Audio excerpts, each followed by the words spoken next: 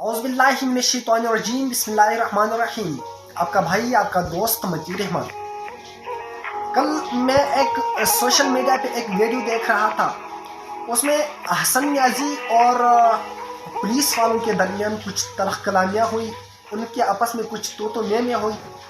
हसन न्याजी जो कि वज़ीर आज़म का भांजा है, उसने एक एसएचओ को थप्पड़ रसीद किया और उसको खूब उसके साथ बेहुदा अल्फाज इस्तेमाल किए और उसके साथ उसको धक्के मारा। आपके अंदर इतनी जुर्रत कहाँ से आई कि आपने मुझ पे सवाल किया? तो मेरे भाइयों, मेरे दोस्तों, ये उसने क्यों कहा है? क्योंकि वो वज़ीर आज़म का भांजा था। वो समझता था कि अगर मैं इन लोगों के साथ कुछ भी करता तो फिर भी मुझसे कोई पूछने वाला नहीं है। क्यों? वज़ीर आज़म का भांजा। आप लोग इस वीडियो को देखें, उसके बाद बात करते हैं। जाओ यार।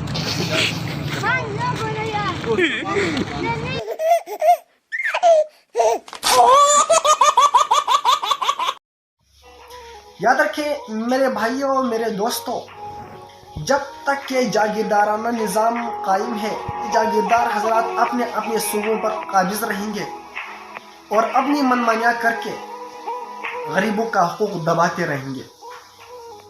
न वो तालीम हासिल करने देंगे और न गरीबों का बुनियादी हुकूक देंगे। ये जागीरदार हजरात हमारे सूबों पर, ये जागीरदार लोग हमारी कौमी और सूबाई असम्बली में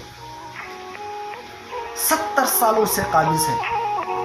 अपनी मतलब के कवानीन बनाकर खुद को अमीर से अमीर तर और गरीबों को, आवाम को गरीब से गरीब तर बना कर अपना उल्लू सीधा कर रहे हैं।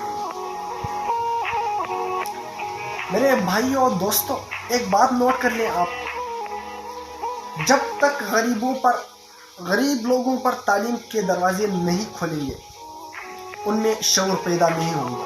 और अगर शऊर नहीं होगा तो वो लोग अपने हुकूक की हिफाजत कैसे करेंगे? और इन जागीरदारों से निजात भी नहीं मिलेगी इनको। तो मेरे जितने भाई हैं, उनसे मेरी रिक्वेस्ट है कि तालीम की कदर करें और अपने अंदर शऊर पैदा करने की कोशिश करें। और जब तक आप लोगों के अंदर शऊर नहीं होगा तो आप लोग अपने हुकूक की हिफाजत कैसे करेंगे? और इन जागीरदारों से आप लोगों को निजात भी नहीं मिलेगी। शुक्रिया।